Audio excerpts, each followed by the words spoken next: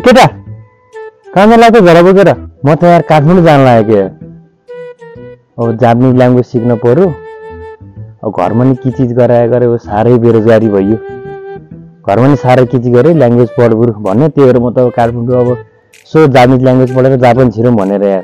Japanese भाषा पढ्नलाई पनि उहाँ काठमाडौँ जान्छ नि त। यही हाम्रो लम्जू बेसरमा छैन भने यहाँ आइज। ए हो र, हाम्रो लम्जूमा पनि छ। ए भइहाल्छ नि। भाषा पढ्न काठमाडौँ आइज। यहाँ बस म कुर्सी लिएर आउँछु।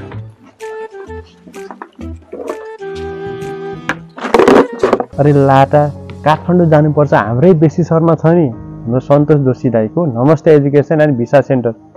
एकदम अनुभवी हुनुहुन्छ त्यहाँ। तँलाई जापानिज अब कुन पढ्नु पऱ्यो, N4 N5 स्टुडेन्ट जेमा गर्नु छ तैँले गर्न सक्छस्।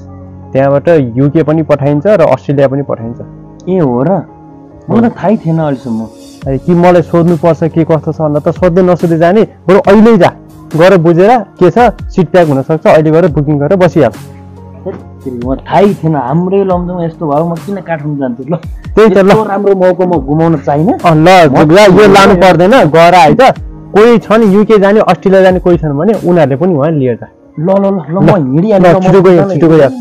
ल रामसी भाइ, हजुरहरू पनि युके जान चाहनुहुन्छ, जापानिज भाषा पढ्न चाहनुहुन्छ या अस्ट्रेलिया जान चाहनुहुन्छ, हाम्रै लमजुङ जिल्लाको बेसी सहर सेरा बजारमै नमस्ते एजुकेसन एन्ड भिसा सेन्टर खुलेको छ र एकदम अनुभवी शिक्षकहरू हुनुहुन्छ।